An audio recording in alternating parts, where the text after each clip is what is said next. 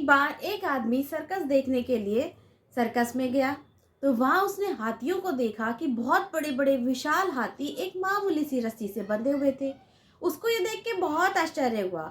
उसने सोचा कि अरे, इतने बड़े बड़े हाथी, ये तो खूंखार से हाथी हैं। हो सकता है इनको तो बड़े बड़े पिंजरे में रखा जाता हो, क्योंकि उसको ये पता ही नहीं था कि जो उनके महावत होते हैं वो बिल्कुल पतली सी रस्सी से बांधकर उनको रखते हैं। तो उसको बहुत आश्चर्य हुआ। उसने सर्कस के जो महावत थे उन लोगों से पूछा कि अरे, आपने इतने बड़े बड़े हाथियों को ऐसी पतली सी रस्सी से बांधा हुआ है, तो ये तो आप कभी भी तोड़ के भाग सकते हैं और आपके सारे हाथी चले जाएंगे। तो उसने कहा कि जब ये हाथी बचपन में बहुत छोटे थे तो हम इनको जंजीरों से बांध के रखते थे, और इन्होंने कई बार उन जंजीरों को तोड़ने की कोशिश करी, और लेकिन ये तोड़ने में असफल हो गए, क्योंकि ये खुद भी बहुत छोटे थे और जंजीरें बहुत मोटी थी। और यही सोच इनकी आज, इसी सोच के साथ ये बड़े हुए। अब हम इनको एक पतली सी रस्सी से बांध के रखते हैं, उसके बाद भी आज ये तोड़कर उनको कभी भी बाहर नहीं जाते।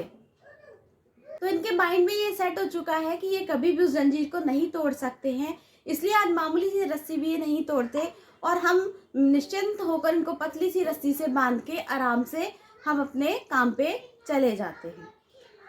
तो फ्रेंड्स, उसको ये सुनकर बहुत ही आश्चर्य हुआ। हमारे साथ भी अक्सर ऐसा ही होता है। हम भी हमेशा जाने अनजाने बहुत ही नेगेटिव माहौल के साथ बड़े होते हैं कि तुम ये नहीं कर सकते, तुम आगे नहीं बढ़ सकते, और यही बातें जब हमारे मन में घर कर जाती हैं, हमारे मन में बैठ जाती हैं, तो आगे जाके जब हम कुछ लाइफ में किसी चीज़ को लेके असफल हो जाते हैं, या किसी चीज़ पर हमें कहीं पर असफलता मिल जाती है किसी लक्ष्य को पाने में, तो हम हमेशा अपने जीवन से हताश निराश हो जाते हैं, और हमको यही लगता है कि शायद हम जीवन में कुछ नहीं कर सकते और हमारा कुछ नहीं हो सकता, हम कभी सफल और कामयाब नहीं हो सकते। तो फ्रेंड्स, हमें कभी भी नेगेटिव नहीं सोचना चाहिए, हमेशा पॉजिटिव सोचना चाहिए। एक बार असफल होने के बाद भी बार बार प्रयास करते रहना चाहिए, तब तक प्रयास करना चाहिए जब तक हम उस काम में सफल ना हो जाएं। ऐसा करने से हमारा आत्मविश्वास भी बढ़ता है। हमें अपनी असफलताओं को भी एक बार रिव्यू करना चाहिए कि हम कहाँ हमने गलती की, उसको सुधार करके आगे बढ़ना चाहिए, और लगातार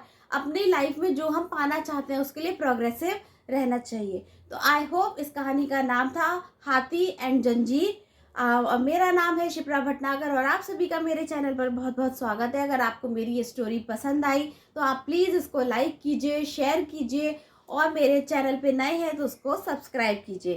थैंक यू फ्रेंड्स, मिलते हैं हम अपनी नेक्स्ट स्टोरी में, और अपने जीवन में लगातार सकारात्मक सोचिए और अपने लक्ष्य के प्रति आगे बढ़ते रहिए। Good bye.